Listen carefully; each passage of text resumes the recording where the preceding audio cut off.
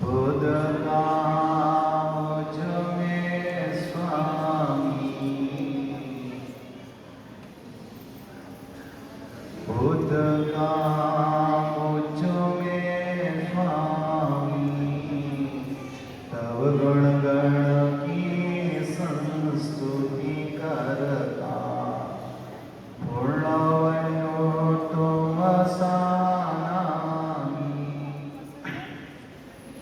गिर से गिरती सरिता बहे, पतली सी बहती है, किंतु अंत में रूप बदल कर सागर में सा मिलती है।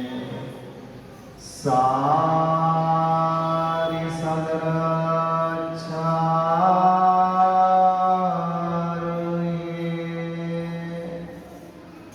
मम गुरु मधुर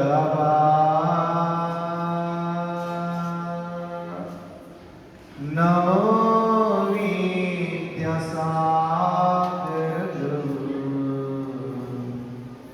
भव सागर कृपा।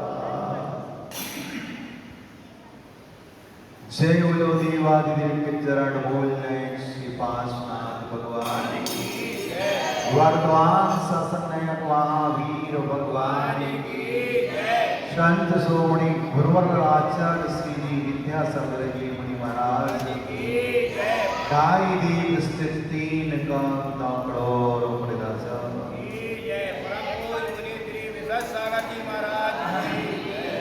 तीन भुवन में सा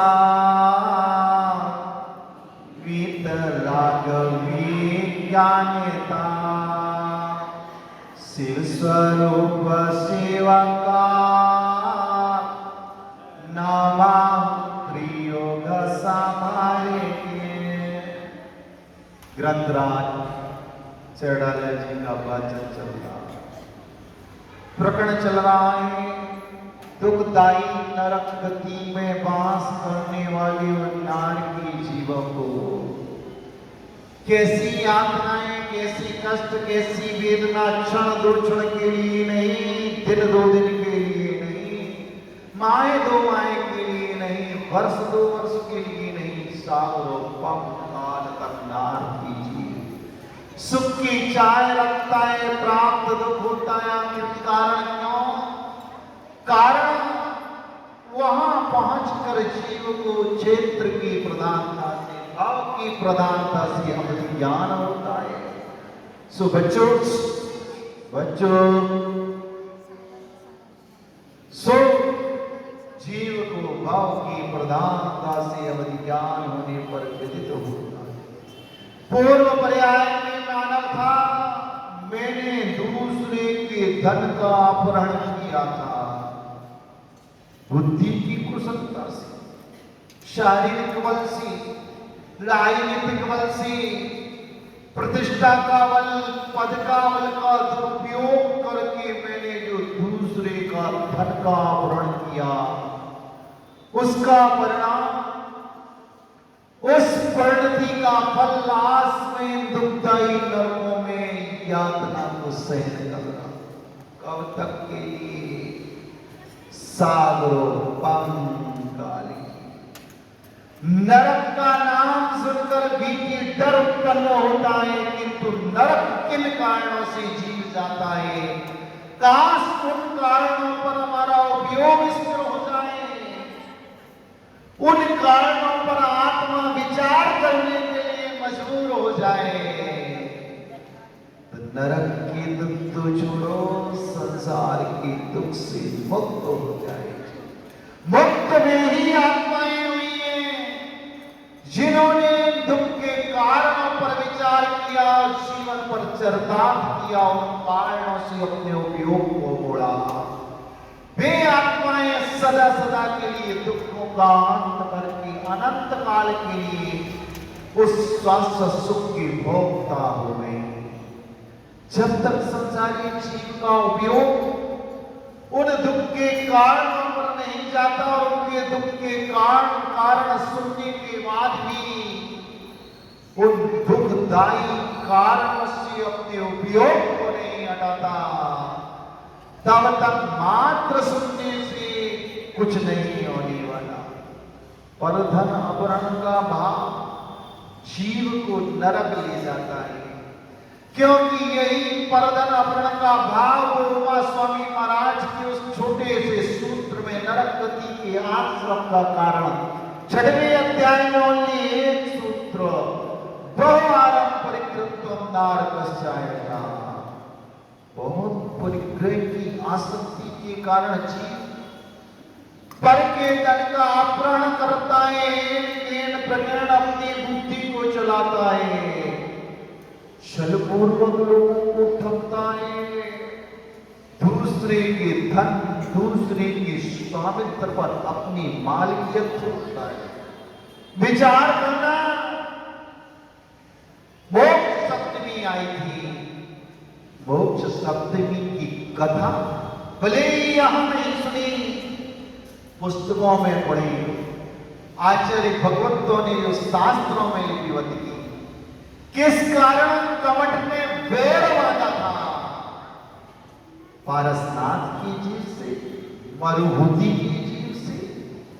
अरे कमठ के मन में मरुभूति की जीवन साथी अपनी भावज के प्रति मोह राग परिणाम उत्पन्न हुआ और उस कमठ के जीव ने उस परधन का अपहरण कर लिया। बुद्धि का की कुशलता से, शारीरिक बल से, रूप की सुंदरता से एक प्रकरण उसको ले जाकर उसकी जीवन साथी का अपहरण कर लिया। अपनी वासना को शांत करने का साधन बना लिया। परिणाम क्या निकला? परधन का अपहरण किया सो कमठ नरक गया और मरुभूति के साथ एक काश जिसके प्रति मुझे आसक्ति है, जो मेरी इस प्रसंगी के विषय में बाधक बने, सो उस भाई को एक शिला पत्थर उठाकर प्राणार्थ कर दिया। जबकि मरुभूति ने भाई को समझाया था, भाई के साथ अत्याचार नहीं किया था ना। समाज में कोई, गांव में कोई, नगर में ढिढोरा पीटा था। परिणाम क्या निकला? 10 भव तक भेर चलता था। एक तरफा भेर, वन साइड भेर था, मरुभूति की ओर से नहीं था। किस कारण? वो कमठ की आत्मा नरकों में गई, त्रियंजों में गई, देवों में भी गई। तापस बनने के बाद भी तो पंचांगी तप करके वो संवर जाती था। ये तो महाराज कमठ की कथा होगी। भक्त पारसनाथ के हैं और उपासक कमठ के। भक्त पारसनाथ के और कृत कमठ ऐसा करते हैं। इस भारत वसुंधरा पर सबसे ज्यादा जिनालय बोल रहे हैं कौन सी? पारसनाथ की। और प्रतिमाएं सबसे ज्यादा किसकी होंगी? पारसनाथ भगवान की होंगी। उपासक सब पारसनाथ भगवान की मात्र आराधना करते हैं और भक्त कमठ का करते हैं। जवान से पारसनाथ का जयकारा करते हैं और हृदय में उस कमठ की खोटी नीति को आसीन किए हुए विराजमान हो। फिर पारसनाथ की पूजा का कोई फल मिलने वाला नहीं। पारसनाथ की उपासना का फल दुखों का अंत, सुखों की प्राप्ति। लेकिन पूजन जवान से चलती है और आराधन वो कृत, इसका कमठ का कृत इस आत्मा पर शासन कर रहा है। लोग के वशीभूत होकर लोग परधन का अपहरण करते हैं। भाई भाई के साथ, मां पुत्र के साथ, पत्नी पति के साथ, बेटा पुत्र के साथ। क्या चल रहा है संसार में? पर वस्तु, पर संपत्ति जिस पर मेरा स्वामित्व और मालिकियत नहीं है, अधिकार नहीं है, वो पर की वस्तु चाहे चेतन हो चाहे चेतन, उसको जो डकारने का भाव, उसको हड़पने का भाव, शोषण करने का भाव, उस पर अपना स्वामित्व अधिकार जमाने का भाव, ये पर धन की अपहरण का भाव नरक गति की ओर से। आज एक घर में 5 भाई होते हैं, 6 भाई होते हैं, माता पिता मोह के वशीभूत होकर एक समझदार व्यक्ति सारी तिजोरी की मालिक चाबी सौंप देते हैं, जमीन जायदाद की रजिस्ट्री सौंप देते हैं। माता पिता विश्वास करते हैं भाई पर, उस पुत्र की क्या विज्ञता पर, हुनर पर। माता पिता फिदा हो जाते हैं, 6-7 भाइयों में एक को मुखिया बना देते हैं। वही भाई अपने सगे जैसा खून का रक्त, जैसे खून की क्वालिटी, जैसे उस रक्त की तासीर तेरी धमनियों में बह रही है, वही तेरे भाई की धमनियों में बह रही है। लेकिन ये लोग कसाय का संस्कार आत्मा पर जो अनंत काल से पड़ा हुआ है बंधु, भाई भाई का सगा नहीं, भाई भाई के साथ दगा कर रहा है। इसकी बुद्धिमत्ता की हीनता तो देखो। जिस मां ने अपनी कोख में रखकर अपने रक्त से जिसकी देह को पुष्ट किया, उसी मां के साथ अत्याचार कर रहा है, अनाचार कर रहा है, पिता के साथ अनाचार कर रहा है। सब कुछ हड़प लिया, जिसने चलना सिखाया, बोलना सिखाया, हुनर को सिखाया, जीवन जीने की कला सिखाया। दगा किसके साथ? सगी के साथ दगा ज्यादा होता है, पराई के साथ दगा करने की हिम्मत कम होती है। लेकिन आज भाई भाई को डस रहा है, भाई भाई का शोषण कर रहा है, भाई भाई के साथ छल कर रहा है, बहन बहन को चल रही है, माँ बेटी को चल रही है, बेटी बेटा माँ को चल रहा है। ये सब अनंत काल से इस आत्मा पर जो लोग कसाय का संस्कार है, मान कसाय का संस्कार है, न्यायाचारी का संस्कार है और मान क्रोध का संस्कार, ये सब उनकी ही परिणाम, उनका ही है। एक भाई सारी संपदा को डकार जाता है, उसके कलेजे में एक क्षण के लिए दया रूप परिणाम उत्पन्न नहीं होता। मैं तो ऐसो आराम की जीवन व्यतीत कर रहा हूं, मेरे माता पिता, मेरे भाई खाने के लिए लालायित हो रहे, खाने के लिए तड़प रहे, घुट घुट कर जीवन यापन कर रहे हैं।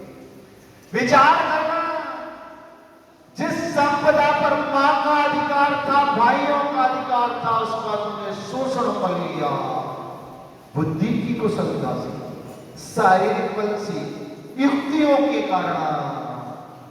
काश उन भूखे सोने वाले माता पिता भाइयों की बद्दुआ तेरे जीवन में लग जाए।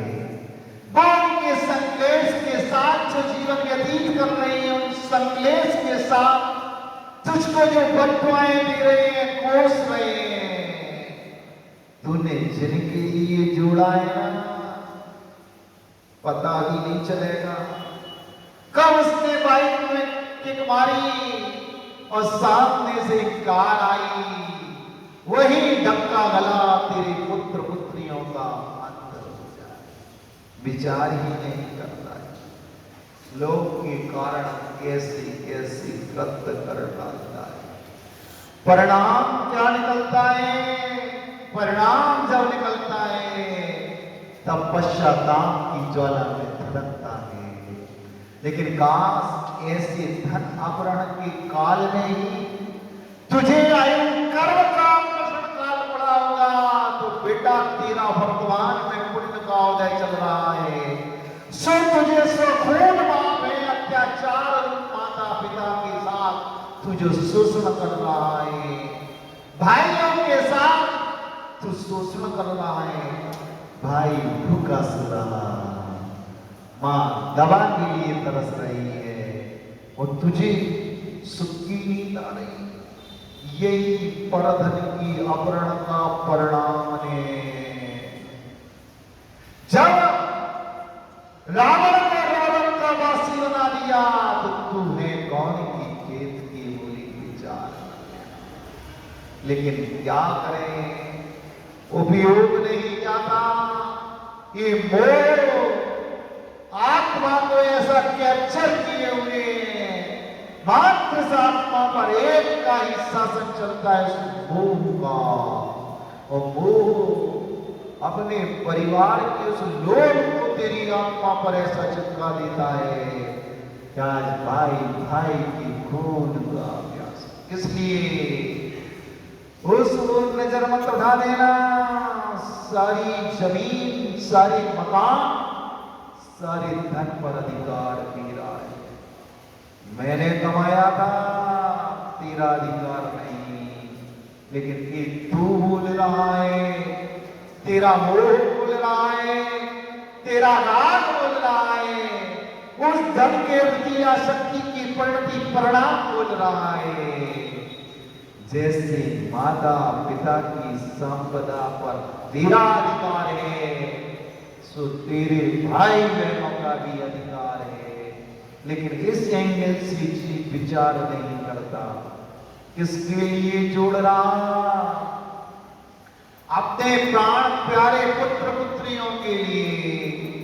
ध्यान रखना, यही माता पिता आस्ती के लिए तड़प रहे हैं, भोजन के लिए तड़प रहे हैं, तन ढकने के लिए, वस्त्रों के लिए परेशान हो रहे हैं।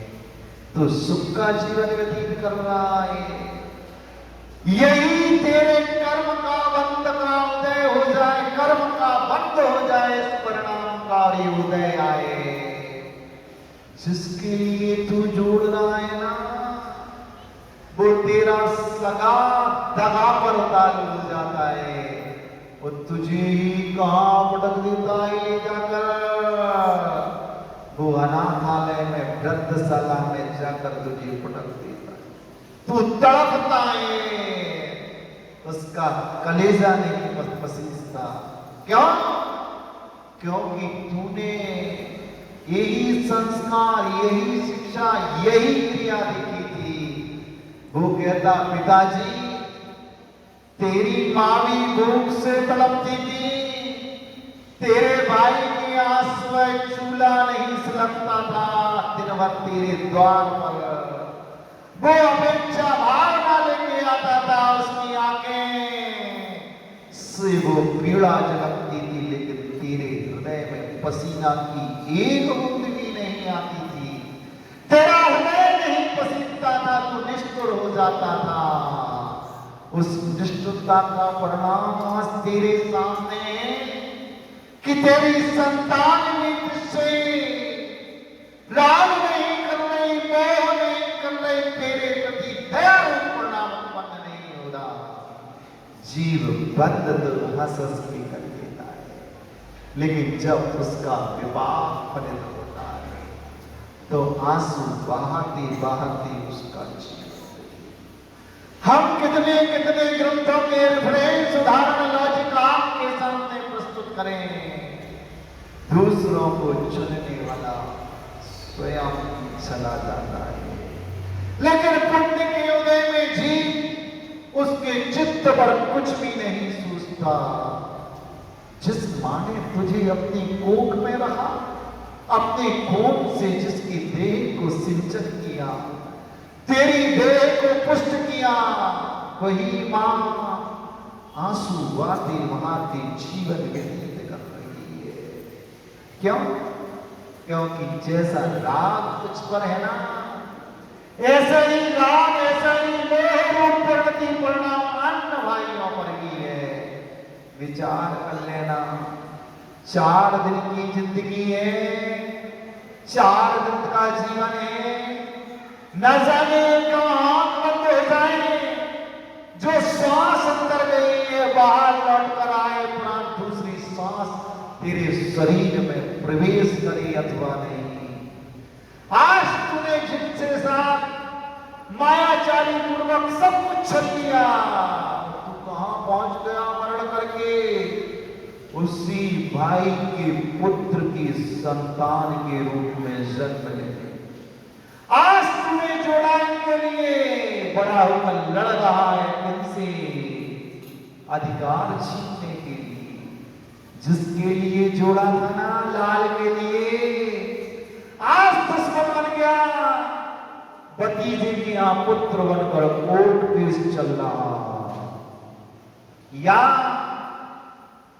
किसी नेता या गुंडा को रिश्वत दी जा रही तेरी जमीन पर कब्जा कराने। इस पर्याय में आज तुझे अपने नजर आ रहे, पहले वो नजर आ रहे थे।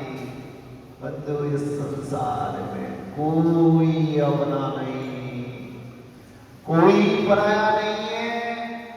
संसार में एक भी जीव राशि ऐसी नहीं है जिस जीव के साथ इस जीव का संबंध ना। इसलिए किसी पंडित ने 4 पंक्तियां बहुत अच्छी लिखी। सब जीवों के सब जीवों से सब संबंध हुए हैं। क्या लिखा? सब जीवों के सब जीवों से सब संबंध हुए हैं। अगुप्त जीव प्रदेश जीव ने अनगितवार छुए हैं। है संसार सदाए यहाँ पर, पथिक आए रुक जाता, लेकर टुक विश्राम राह में अपनी अपनी जाता। ये तो वो मुसाफिर खाना है, ये धर्मशाला है, जहां जीव आकर ठहर गया और अपनी आयु को भोग कर जीव यहां से चला जाएगा।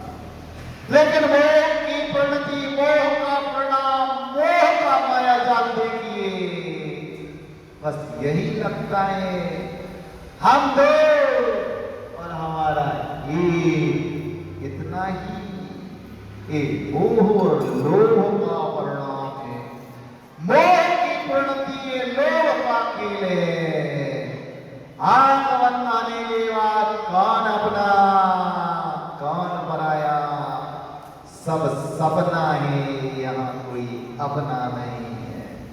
लेकिन क्या करें, छलते किसके हो? अपनों को छलते हो। छली कौन जाती है?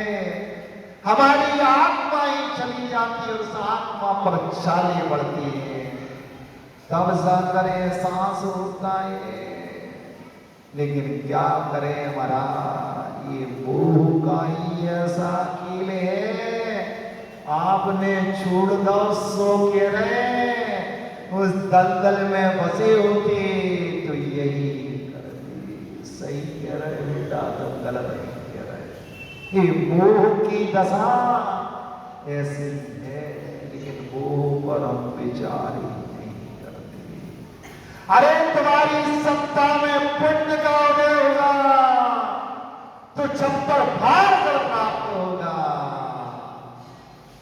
हम अपने आराध्य राम के जीवन पर विचार करें।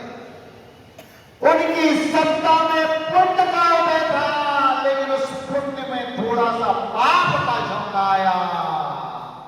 सुधा भोर होती राष्ट्र तिलक होना था, सूर्य अस्त के पहले ही वनवास हो गया।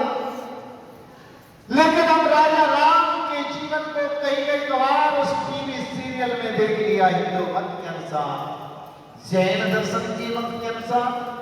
लेकिन हमें अपने पुण्य पाप पर विश्वास नहीं है। राम को संतोष था, क्योंकि राम को पुण्य और पाप पर विश्वास था।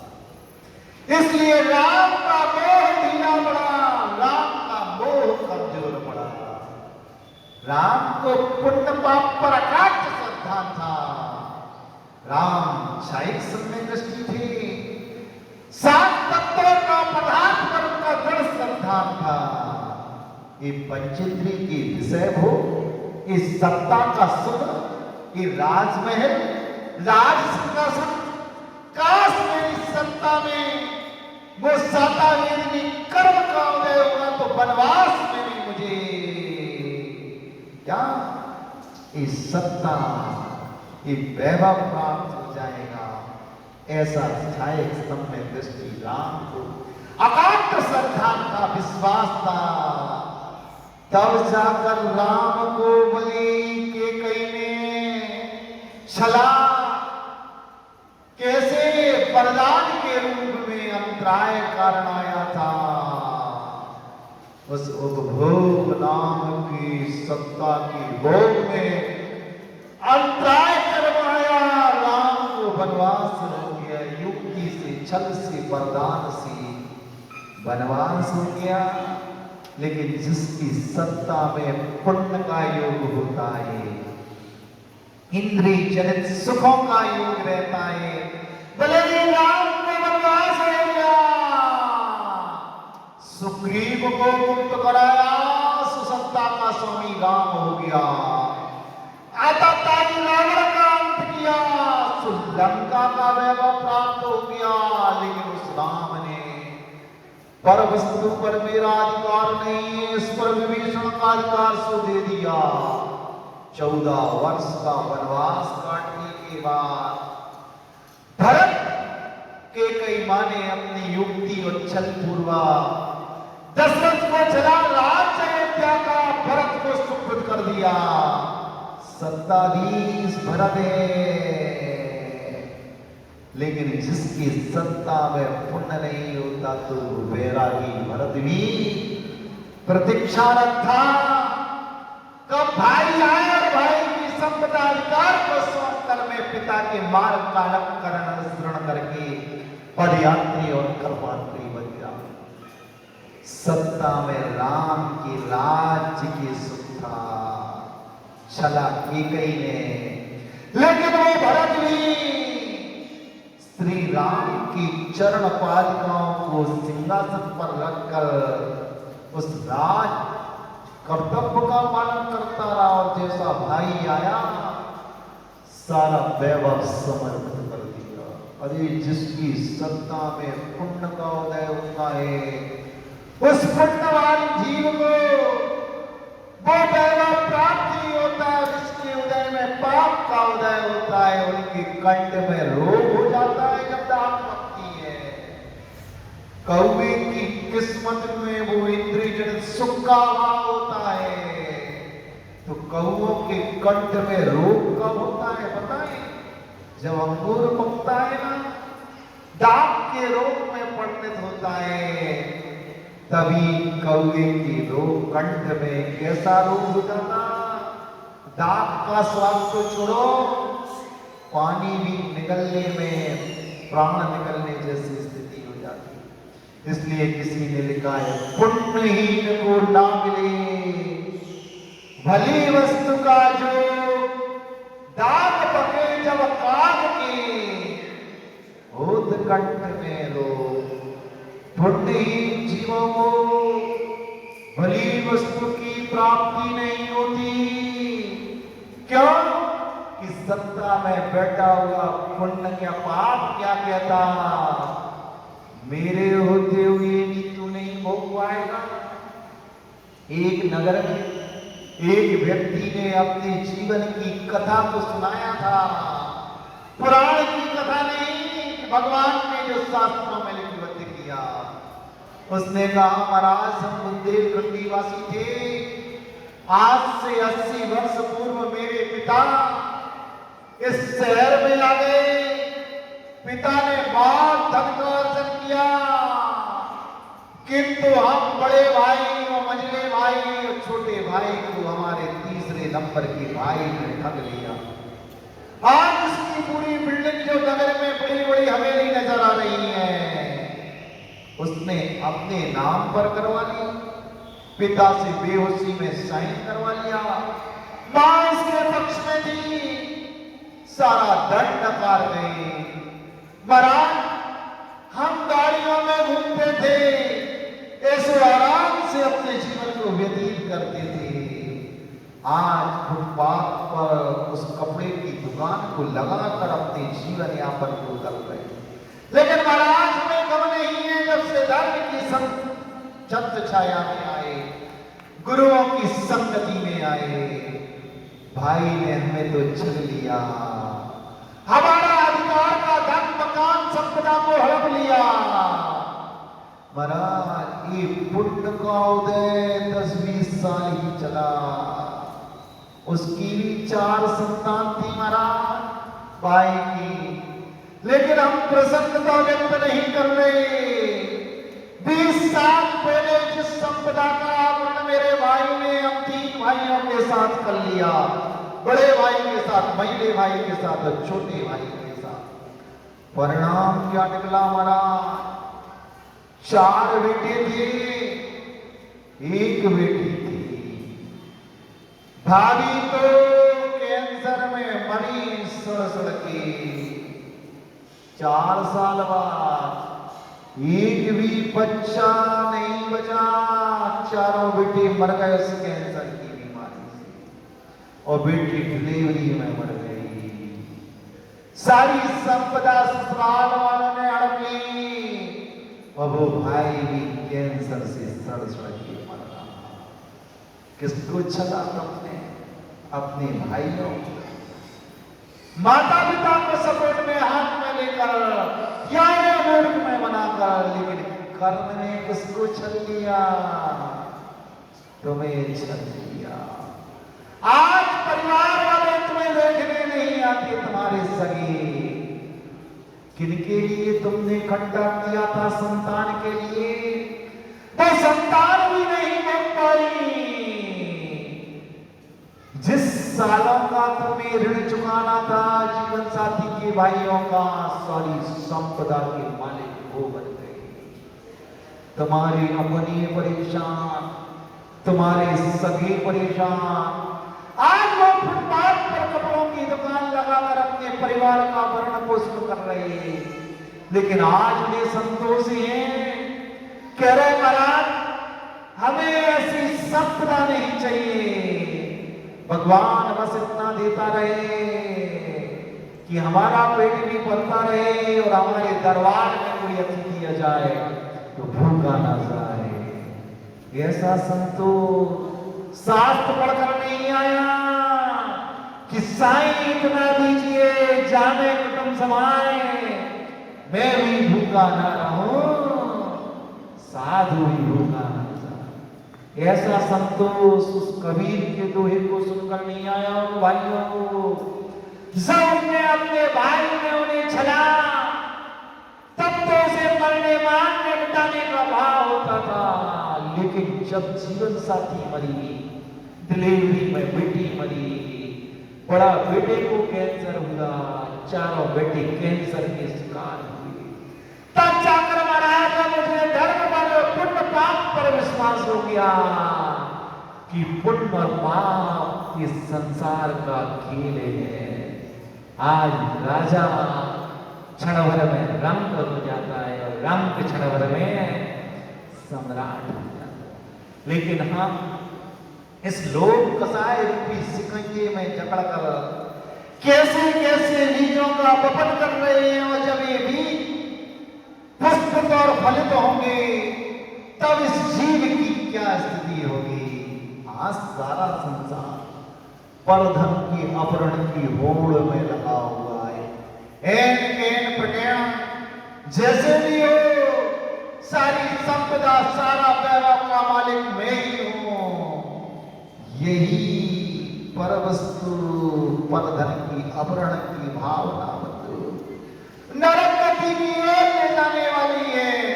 अरे उस सेठ परिवार ने जिसने अपने भाइयों को छला, नरक को जो बंद किया होगा उसके अनुरूप जाएंगे, लेकिन नरक में तो सालों काल तक उस हताशा का उदय। आज सेठ के रूप में जीवन साथी भी गई, बेटे भी गए, बेटियां भी गई, और तू भी असंता को भोग रहा है। लेकिन क्या करें, ये मोह मानता नहीं है। मोह मान भी जाए तो घर जा, वो नहीं मानती, वो कहती एक दाना भी मत देना, नहीं तो समझ लेना आज ही तलाक तलाक तलाक हो जाएगा। ये उसके प्रति राम तेरा तेरी प्रज्ञा पर, तेरे मोह पर, तेरे ज्ञान पर आवरण डाल दिया। मानवता ही नष्ट हो गई। मानव तो वो होता है जो मानव के अधिकारों को नहीं छीनता। आज तू मानव से दानव बन गया। मां तड़प रही है, भाई तड़प रहे हैं पेट भरने के लिए, और तू पेटी भरने के लिए, माता पिता की भूख की तन ढकने की औषधि के लिए भी तू आज तेरा हृदय नहीं पसीजता। सारे धन, सारे वैभव, सारे अधिकार, सारी संपदा को हरने के बाद भी तेरा कलेजा नहीं पसीजता। यही तेरे लोक का परिणाम भी। उन नरकों में सालों पंख काल के लिए तू वहां रुदन करना, चिल्लाना, पश्चाताप करना, पश्चाताप की ज्वाला में धड़कना, तो भी कर्म कहेगा जैसा तू नहीं पसीजा था ना, ऐसा मैं भी नहीं पसीजूंगा। इस फल को तो तुझे हो। नरक की दशा सुनकर डर लगता है। नरक कोई नहीं जाना चाहता, लेकिन नरक भेजने वाले उन कारणों पर एक भी व्यक्ति विचार नहीं करता। नरक के दुखों से सबको डर लगता है। आज महाराज कहते हौन हाँ नारकी, सो बुरा लग जाएगा। यदि महाराज संबोधन करने लगे, हे हौन हाँ नारकी खड़ा हो, सो बहुत मिर्ची लगेगी, बहुत चिता लगेगा। उन महाराज को भाषा समिति का ज्ञान नहीं है, व्यवहारिक ज्ञान भी नहीं है। जबकि महाराज शब्द कह रहे हैं, तेरी परिणति, तेरा परिणाम, तेरा व्यवहार, तेरे जीवन जीने का तरीका किन बीजों का वपन कर रहा है। लोग में तेरी आत्मा कितनी कसती जा रही, जकड़ती जा रही, समझती चली जा रही। लेकिन महाराज ने हाँ नारकी कह दिया, सो बुरा लग गया। कहीं विचार किया? तू भाई, माता पिता, बहन के साथ, बच्चों के साथ अन्याय कर रहा है, समाज के साथ, जिनालयों के साथ, धर्म के साथ, देश के साथ तू शोषण कर रहा, अन्याय कर रहा। विचार किया? यही परिणाम अनुबंध करा रहा है नरक का। लेकिन आज होनहार नार की शब्द सुनकर तू दिल मिला गया, आक्रोशित हो गया, क्षुब्ध हो उठा, संक्लेश कर लिया। लेकिन विचार किया, हिंसा, झूठ, चोरी, कुशील और परिग्रह की लिप्सा, यही तो नरक का प्रबंध कराती है। थर्मामीटर लगा लेना, जिस दिन उन कारणों पर विचार विमर्श करना प्रारंभ कर दोगे, तो दुखों का भी अंत नजर आने लगेगा। जितनी भी सिद्धात्माएं और मुक्तात्माएं हुई हैं, दुख प्राप्त होने पर उन्होंने खेद व्यक्त नहीं किया, दुख के कारण पर विचार किया। दुख तो प्राप्त जो हो रहा है उसके पीछे कोई कारण था। बिना कारण के कोई कार्य संसार में आज तक नहीं हुआ। उन मुक्तात्माओं ने, सिद्धात्माओं ने दुखों के कारणों पर विचार किया, विचार ही नहीं किया। उन कारण उत्पन्न ही ना हो जीवन में, ऐसे जीवन को यापन किया, सो उनके जीवन से सदा सदा के लिए दुखों का अंत हो गया। कारण सुनने मात्र से दुखों का अंत नहीं होगा। उन कारणों को अपने जीवन का अंग बनाना पड़ेगा, तब जाकर उन दुखों का अंत। इसलिए बंधु, विचार करना, अपने मोह को कम करना। अरे लोभ ही ऐसे परिणाम कराता है। उस पवित्र आत्मा का स्पर्श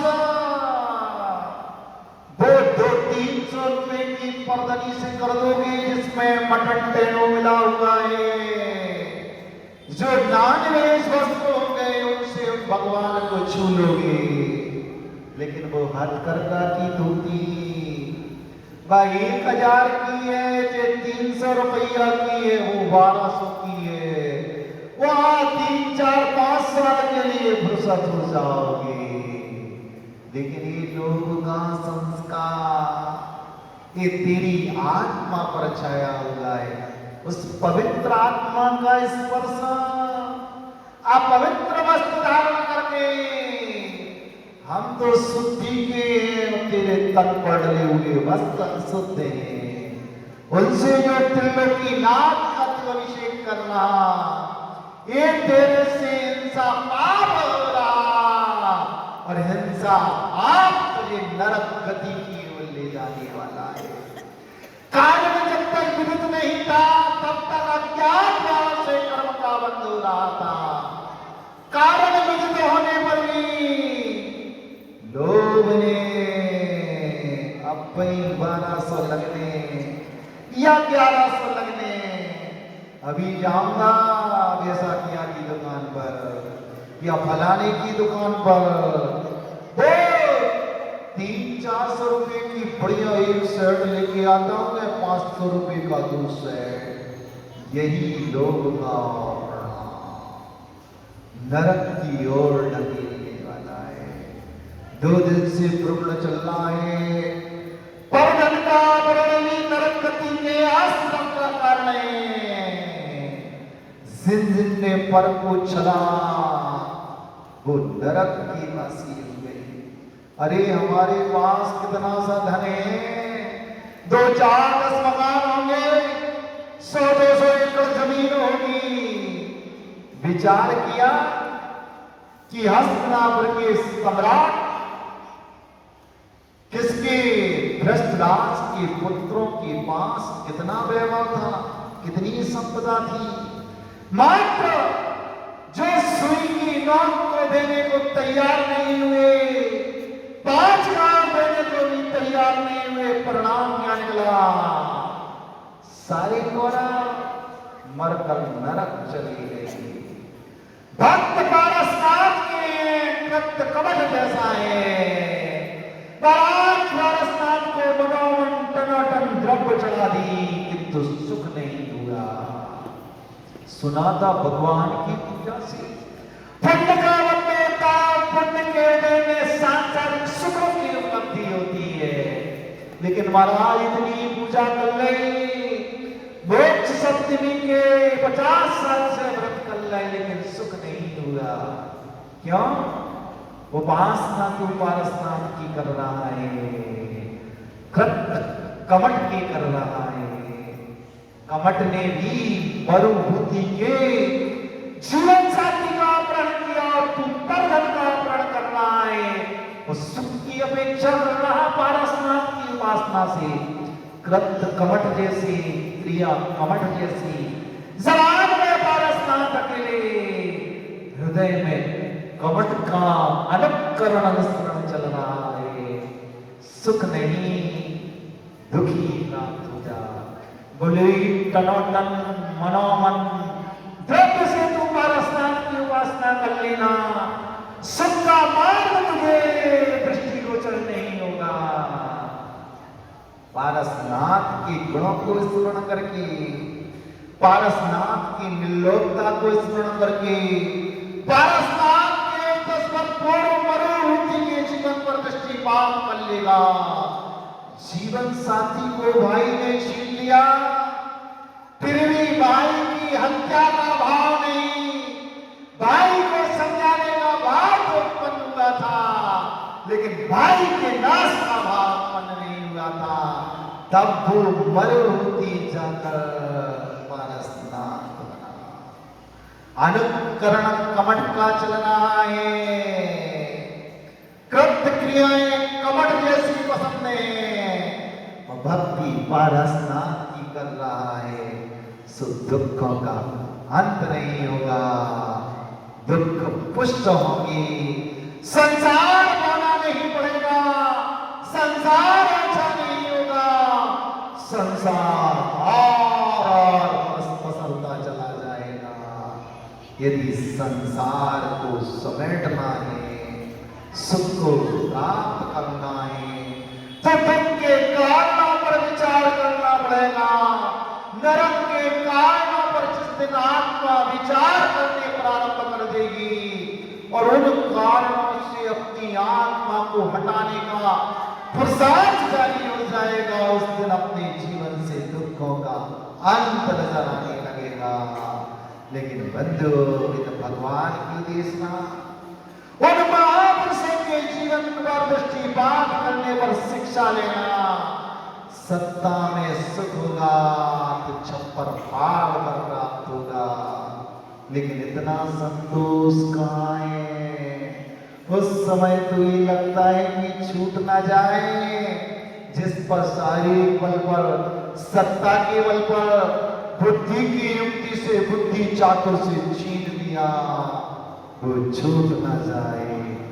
यहाँ बलि पुण्य का विभाग फलित गुणांश न छूटे, लेकिन तेरी शोषण की भावना, परधन अपहरण की भावना तुझे नरक का प्रबंध करा रही है, अनुबंध करा रही। वहां जाकर सागर बम कालता, रोना, पश्चाताप करना, वही पश्चाताप की ज्वाला में धधकते धधकते तुझे उस नरक से मनुष्य त्रयंच गति में उत्पन्न करा देगी। उन जगह जाकर इन दुखों को भोग कर सुधरने में कोई फायदा नहीं है। आज मानव पर्याय मिली है भगवान की वाणी को सुनकर, काश आज सुधरना शुरू हो जाओ। जैन दर्शन तो कहता है जब जागो तभी सवेरा हो गया। कब तक ज्ञानता के वशीभूत होकर हो सकता है सुधार हो जाए और तुम्हारा वो कर्म भी कट जाए, ढीला पड़ जाए पश्चाताप से, क्षमा याचना से, उस निर्लोक दशा को प्राप्त होकर। लेकिन मारा न धर्म पर विश्वास होता, न भगवान पर विश्वास होता, न भगवान की वाणी पर विश्वास होता, न गुरुओं पर विश्वास होता।